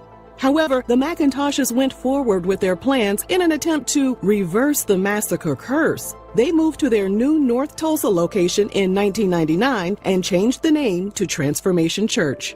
A couple of years later, 15-year-old Mike met a 14-year-old girl named Natalie, and they started dating. During an appearance on The Breakfast Club, Mike admitted that there was a I often wonder how this church got going and how he was able to get so many followers so quick. Okay, now I understand. It was basically, yeah. Month period of their relationship that turned into complete insanity. He cheated on her with multiple women, and Natalie started dating someone else. Well, no shit. Damn, was they even together? He was going at it like that? As he struggled with which direction he wanted to take his life, he remembered the faith and principles he was taught when he was younger. He was led back to reading the Bible, and the darkness that was surrounding him turned into light. He and Natalie reconciled. However, because of the havoc he caused, he spent the next 10 years trying to regain her trust. He should have been in therapy, hell. And I guess he didn't go. That's why we got this story, right? Right? Shh. Dang. One day, Mike's mom told him, God told me you're supposed to do something with the youth. Mike was a bit confused. I said, you have 4 other sons, and you only have 7 people in your church. Why would I be doing anything with the youth? She said, God said you're supposed to do something with the youth. He was also completely uninterested. His dream was to move to Los Angeles or New York and make music. But his mom was adamant about her prophecy. He had never preached a message. Hell, he had never even prepped a sermon. But a couple of weeks after chatting with his mom, he decided to form a youth group at his parents' church. He called the group So Fly. He said he gonna have that music group one way or the other. Who names a youth group So Fly in the church? Sold out Free Life Youth. So Fly, our mascot was a fly. That's good. It was great. He admitted that he had no idea what he was doing. In an interview with Rich Wilkerson Jr., Mike said that he just told Bible stories. One of the dirty insects that was created, a fly. That he learned from the animated series McGee and Me. Girl, I know you lying. McGee and Me. Child, you should have been watching MacGyver to see how you was gonna make your way out of that situation. That's what you should have been watching. About 7 people showed up, and 3 of them were his brothers. Fix it, Jesus. Mike's message to the youth group was, there's more to life than sleeping with people, popping pills, and smoking weed. That sound fun as hell, though. I'm just saying. Within 6 months, attendance to the days in our family church, we started out in a hotel. But the only congregation that there was inside of that hotel boardroom was just a family. That was it. Yeah. Was family every Sunday. We was in there. So I know humble beginnings, but he took it a different route or a different way. I don't know what's going on with this dude. Swelled to 500 people, Mike needed funding to keep the program going. But the church had just gone through a financial crisis, so they were unable to give him any money. In an interview, Mike said he started to teach the youth about tithing. That's one way to do it, ain't it? Need money? Teach tithing every time. And then Pastor McIntosh suffered a heart attack. While he was recovering, Mike stepped up to the pulpit to cover for him. Pastor McIntosh eventually returned to the church and said he received a message from God that he needed to install Mike and his wife Natalie as lead pastors. Who, the sound guy, honey? The dude in the sound booth? The youth pastor of So Fly, honey? Okay then. Mike said, I can't be the pastor of this church. I don't like people that much. At least he honest. But Pastor McIntosh wouldn't take no for an answer. He saw how Mike had led the youth group and was able to encourage the members to give tithes, and he wanted him to bring that same energy to the main service. I bet he did. On February 1st, 2015, Mike went from being the sound guy and the leader of the youth group to the lead pastor. Now that's what you call a come up right there.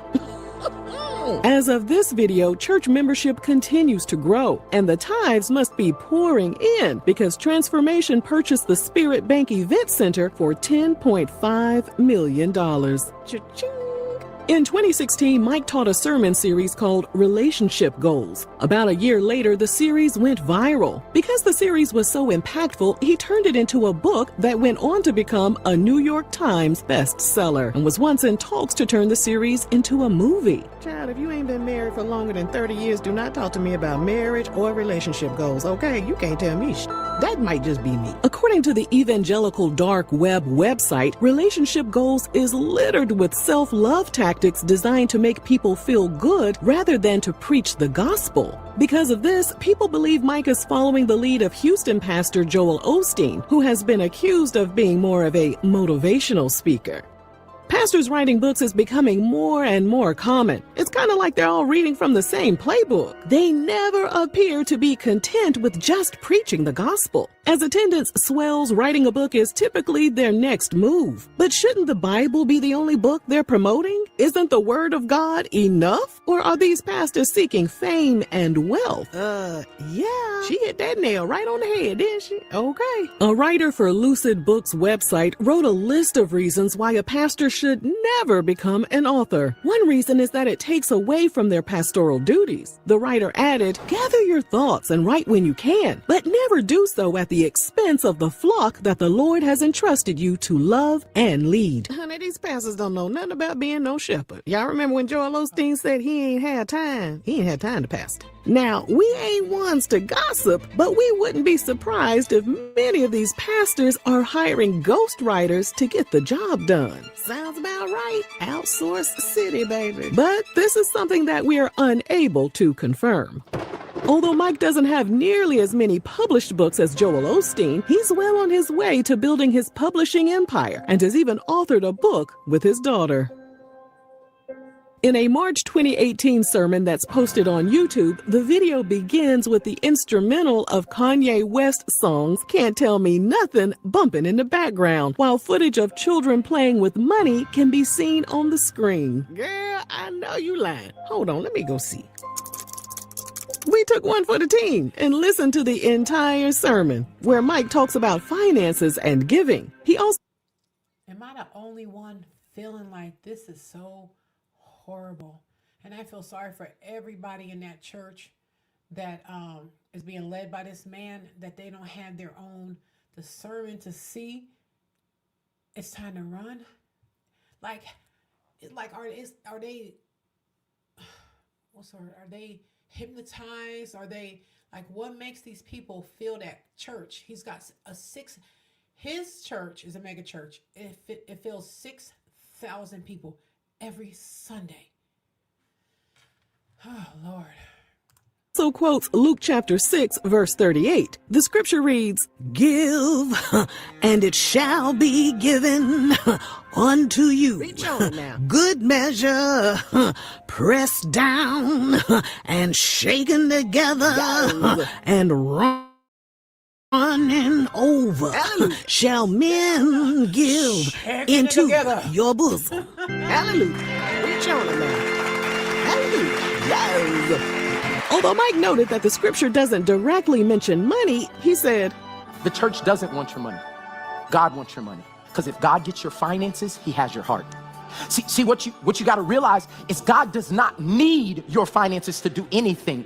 You need to give your finances so that you have placed your heart in God's hand. And when he has your heart, he can change your habits. What if I like my habits, though? I'm just saying. I'm just asking for a friend. He went on to say that God holds back things until he gets your heart. In other words, don't expect to receive financial blessings if you ain't paying them tithes. Well, damn. Now, what's wrong with this message? Well, for those of you who are addicted to our mega church messiness series, you already know that a tithe is 10% of a parishioner's income that they give to the church. And many are taught that those who don't tithe are robbing from God. According to the OK Eagle website, after Mike's sermon, over 250 members became tithers to the ministry. This brings into question whether parishioners were giving tithes and offerings to put their love for God before their worldly wealth, or were they being guilt-tripped into handing over 10% of their income. I'll take guilt trip for 200, Alex.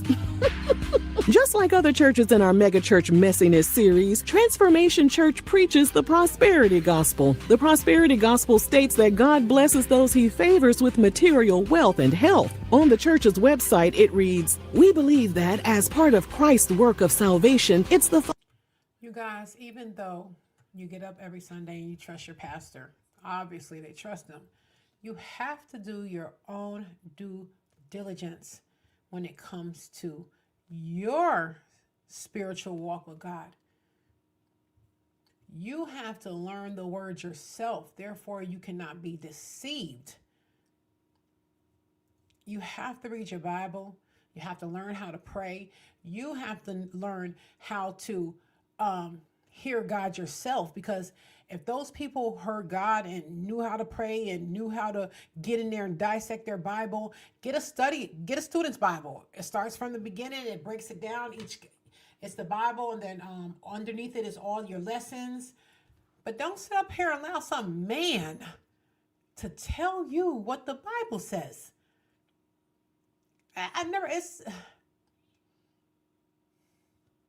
He bleeds just like you bleed. Just because he's standing on a pulpit and he's got a congregation, you think that he is actually, saying everything that's... I was never that girl. I don't believe nothing until it's proven to me.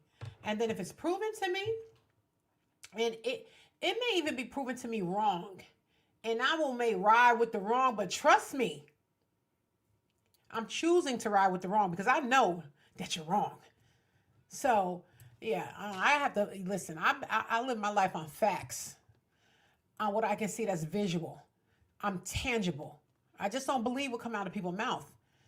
I may overlook it, but you ain't getting nothing over these blind eyes.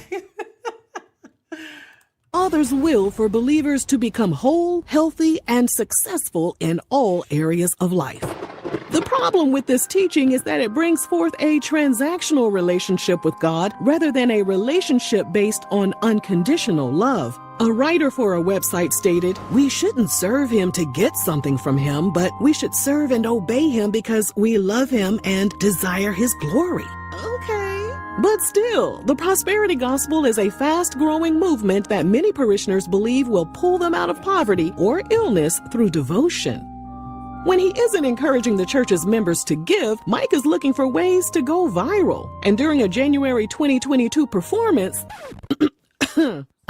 sermon, all hell broke loose. Lord, here we go. Shh, just wait for the rest of the story, girl. If you shush me one more time, I'm gonna start leaving your ass at home. After leading a man to the pulpit to illustrate a Bible story in which Jesus healed a blind man, Mike reenacted the biblical scene by spitting in his hand multiple times and then smearing it on the man's face. That's nasty as hell. Although Mike's unhygienic sermon was his attempt to teach Christians to keep faith in God even when the vision didn't make sense, people were out.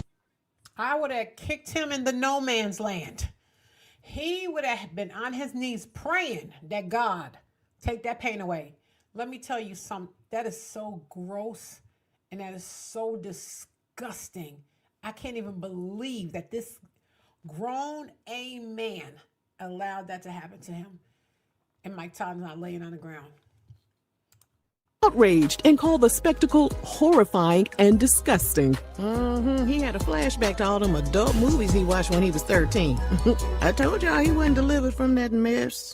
The question is, did the person he spit on just sit there and take it, or did he ball up his fist just a little bit? I wish the cameraman would show what his fist did. Was the fist balled up at his side?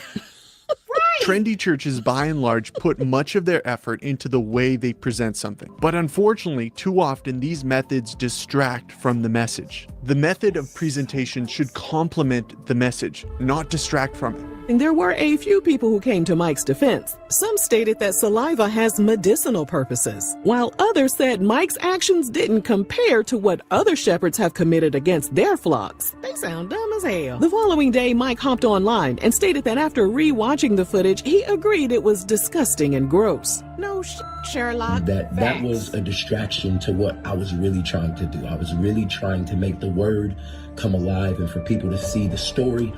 But yesterday it got too live, and I own that. I love you guys. I appreciate everybody that's been praying for us and sending us messages. And to anybody who just saw that 3-minute clip, I really encourage you to go back and watch the whole message. There's some truth and some life in there that could potentially change your whole life. This ninja. And this is precisely why a writer for The Guardian called Mike a will never happen, Mikey. A preacher influencer, something he's more concerned with getting likes and views. And since his sermons are geared toward a younger demographic, he's doing anything and everything to appeal to their short attention spans. Mike has proven that there's no limit to the amount of stunts he'll pull during his services. For example, in May 2020, he jumped off the stage during a Sunday night service and crowd surfed through the auditorium. Child, is this church or Coachella? And then for Easter Sunday 2023, the church put on an edgy play called Ransom to replace the traditional retelling of the Easter story. There were pyrotechnics and musical renditions of worldly songs, such as Beyoncé's Formation, where a woman sings, "Okay, demons, now let's get in formation." I know you lying. In another performance, 3 women are talking about one woman's small booty. Friends, I don't have a fatty. Girl, we keep telling you it's okay. Your little booty matter too, friend. Oh, just throw the whole church away, honey. Just throw the whole church away and start over. When the footage made its way online, the backlash grew rapidly. Everyone knew Mike's dream was to work in the music business, so that kind of musical production wasn't a surprise. However, it was the context of the performances that many deemed unnecessary to take place in a sacred setting such as the church. The departure from traditional worship to what many called sacrilegious made a lot of people uncomfortable. I guess it did make them uncomfortable. This Negro done shot a whole music video in church. A reporter for Blaze TV said, "It is entirely inappropriate. You have women basically twerking on stage, but hey, it's twerking for the kingdom. We're twerking for the Lord out here." Mike promised that one session of the service would be live streamed, but eventually the stream was removed from online websites. While some argued that the video was withheld due to potential copyright issues of the instrumentals that were used, others suggested that the church was trying to conceal certain aspects of the event from public scrutiny. Yep, I'll take scrutiny for 500, Alex. Following the blasphemous Easter Sunday performance, the church claimed 500 people gave their lives to Christ. Do he even know how to open the doors of the church? That's the question. What song do they play when they open the doors of the church? Now walk it out. Now walk it out. Sinners walk it out. This man a mess. This called into question Mike's purpose. Was his agenda to spread the teachings of the Bible? Or was he trying to feed his musical aspirations in the most attention-grabbing way possible? Attention grabbing for 1,000, Alex. Transformation Church was back in the news in April 2023 when they gladly welcomed Carl Lentz to its staff.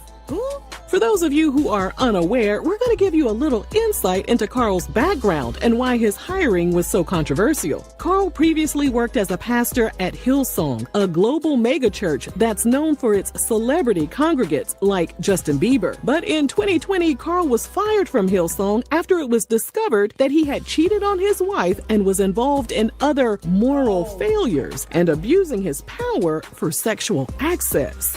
Now, girl, what does all that mean? A hoe? Blackmailing? Blackmailing hoes? Blackmailing to be a hoe? I'm confused. Carl stayed out of the spotlight for the next few years to repair his marriage and spend time with his children. And he popped back up in 2023 when he was offered a staff position at Transformation Church. A rep for the church said, "Carl has shown readiness to use his God-given gifts towards the local church again. We believe in Carl, his marriage, his skill set, and his restoration." Who the hell is we? Child, you don't send a recovering alcoholic to go work at the liquor store. Carl later clarified that he was no longer in ministry, and his role at Transformation Church didn't involve preaching or overseeing people. That wasn't supposed to be Mike's job either. He was just supposed to be working the sound booth, but here we are. He said, "My role is to give perspective and insight where I can." Get somebody else to do it. You need to be receiving perspective and insight, okay? Receive it, not give it. And here lies another problem. People were concerned about what kind of insight an adulterer was going to give to members of the church. Exactly. Okay. Now, he done been fired and sat down. And here y'all go hiring him back. Let him do something else. Cut the grass, be a member on the usher board, sing in the choir, giving insight, talking to people. Despite all of his antics, Mike has done a lot of good things for people. In December 2020, he conducted a $3.5 million one-day blessing spree. They gave one family $250,000 to purchase a home. $200,000 went to pay off people's student loans. $1.5 million went to other churches, and $1 million was given to various human service organizations. Okay, Mike, okay, we're gonna give you that now. We're gonna give you that now. At least you blessing your parishioners. And then in 2021, he gave away $200,000 checks to 3 living survivors of the Tulsa Race Massacre. I ain't mad at you, Mike. I ain't mad at you for that. Still need to take your ass to... I promise you, he doing it for a reason. It ain't out of the kindness of his heart. It's something behind it, I tell you. It ain't, yeah. Seminary, but I ain't mad. The church has also continued to expand its staff and has purchased nearly $67 million in real estate in Tulsa County. There's no doubt Mike has transformed the church and changed his life in the process. But does he have good intentions? Is his heart really into preaching the gospel? Or is he just in it to make a buck and go viral so he can sell more books and create more musical productions? Alex, I'm gonna take going viral for $1,200. Now, besties, if you enjoyed this video, let us know down below. And thank you. I want to say thank you. Thank you. You guys, thank you so much for tuning in tonight with me, Jocelyn, of the Viral Vibes Studio. You guys, just remember, faith doesn't require, and silence and holiness doesn't fear accountability. God is not breaking the church. He's refining it. So if this conversation spoke to you, make sure you subscribe to Viral Vibes with Jocelyn, share this live, and keep the dialogue going. Truth heals, light exposes, and God is still God, you guys. He ain't changed. His people did. His people changed, you guys. So I'm so excited, you guys. I just been trying to keep it to an exposing what's needed to be exposed. So anyway, I will be back on here. I've been on here now. I'm trying to pour more into YouTube right now with all that TikTok stuff going on. I'm trying to give a lot of my attention and trying to at least post an hour or two throughout the day, whatever. But anyway, you guys have a blessed night. If you're in an area where you're getting storms, prayers go out to you guys, travel in mercies, and just take care of your families. Love you guys. Have a good night.